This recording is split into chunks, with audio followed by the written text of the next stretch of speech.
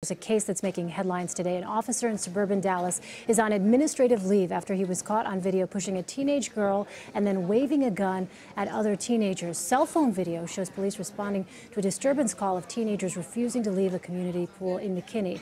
So you see the officer shoving a 14-year-old girl, then pulling a gun, as we mentioned. What is your take on this? This video obviously has gone viral, is sparking accusations by some of racism and excessive force.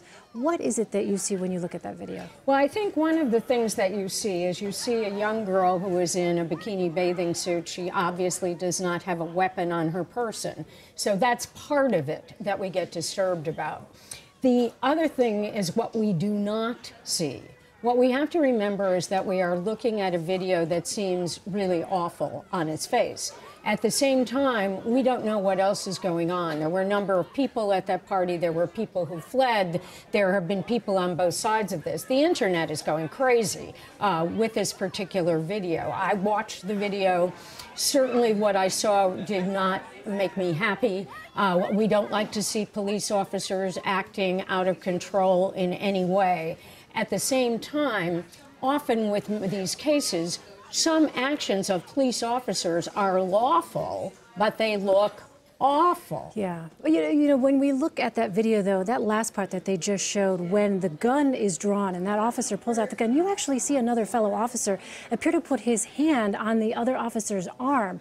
And I just wonder, in that kind of circumstance, obviously we don't know the whole story, as you said. We don't know what transpired right before this video was shot. But in terms of just the circumstances that we do know, that this was about potentially teenagers and a problem at a community pool. This wasn't a call about gang members engaging in a shootout. This wasn't a sort of a clear-cut case where the use of a gun might be, you know, completely clear-cut to outside observers. How appropriate, common is that to see? And you see that the other officers seem to have a reason to that. Well, and there he is. He's kind of holding him back a little, or kind of at least putting his hand on his arm. What we see is something that does seem to be disturbing. I don't think that we can say it in any other way. What we don't know is what the investigation is going to uncover, and what we don't know also are about the policies of use of force in this particular department or generally. I am not, by the way, defending nor condemning this police officer at this point. What I see bothers me. It's disturbing. What I'd like to know is what else went on before and during that incident. If I am this child's mother or relative or friend, then boy, oh boy, I am really disturbed.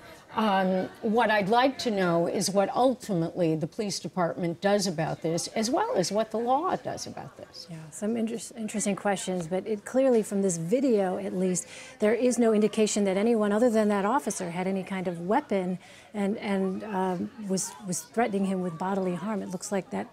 Obviously, the circumstances were very fast-moving, but I think what a lot of people are saying has been alarming to them is this notion that the circumstances were such that they were a group of teenagers, and you see there, as you noted, there's no possibility of a concealed weapon here on this young lady, 14-year-old girl, and then to have the gun drawn without any other visible weapons there has a lot of people certainly alarmed. We're going to continue to follow this story. Rikki Klieman, thank you so much for your insight.